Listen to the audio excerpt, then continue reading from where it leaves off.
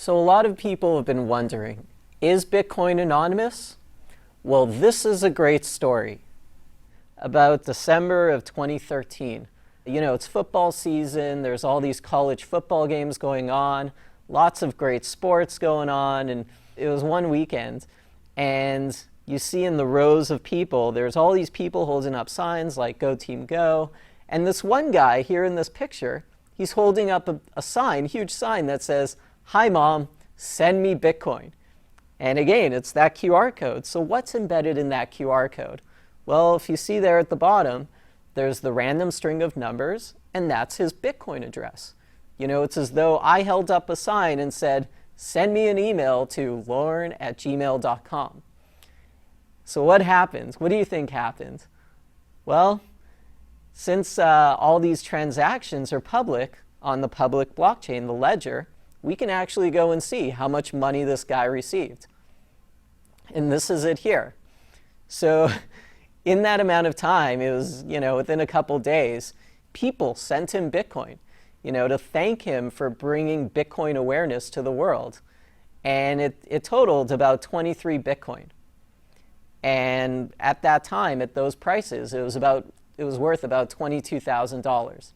So just from holding up that sign at this event, people donated about $22,000 for him just for spreading Bitcoin awareness. But it shows you the power of how easy it is to get people to send you Bitcoin, and how easy it is for anybody to send it to you. And again, there's no central authority. It's as though these people went up to him and gave him cash. But then this begs the question, well, who is he? Well, we don't know. All we know is what his Bitcoin address is. And, that little image of him on the TV screen. So later that week, he actually posted a Twitter.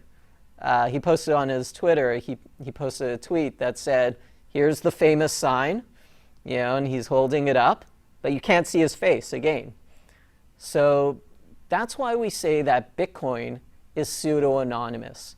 You can see every single transaction that goes back to 2009. So the key question is, who is this person?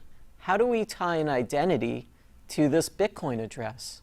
Well, in some cases you can, in some cases you can't.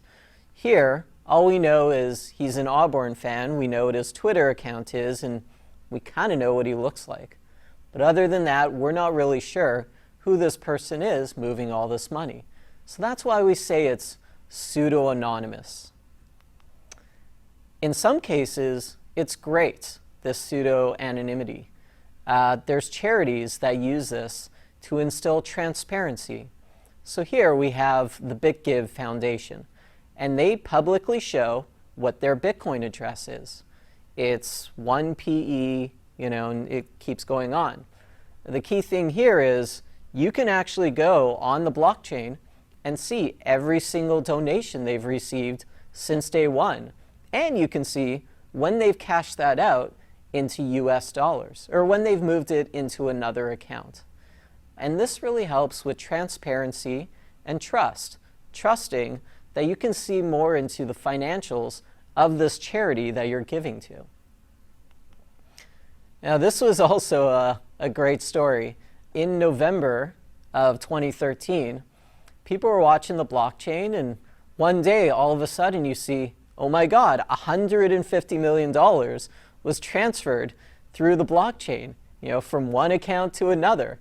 And if this happened in the traditional financial world, from one bank account to another bank account, well, you'd probably have government officials involved, or at least the IRS. You'd have senior officials at a bank, maybe some lawyers, just to make sure that this transaction is not going to terrorist financing or money laundering, all these different reasons why. But in Bitcoin worlds, it's just as though we came up to somebody and gave them cash.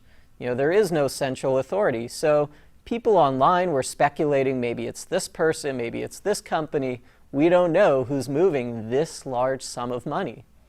Well, thankfully, just afterwards, Bitstamp, the world's largest Bitcoin exchange, came out and publicly announced that they were the ones that moved this $150 million.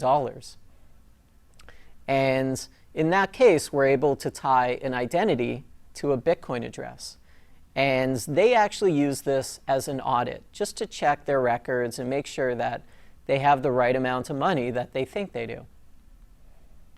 So that's the section on, is Bitcoin anonymous? The next section we're going to look at is Bitcoin pricing.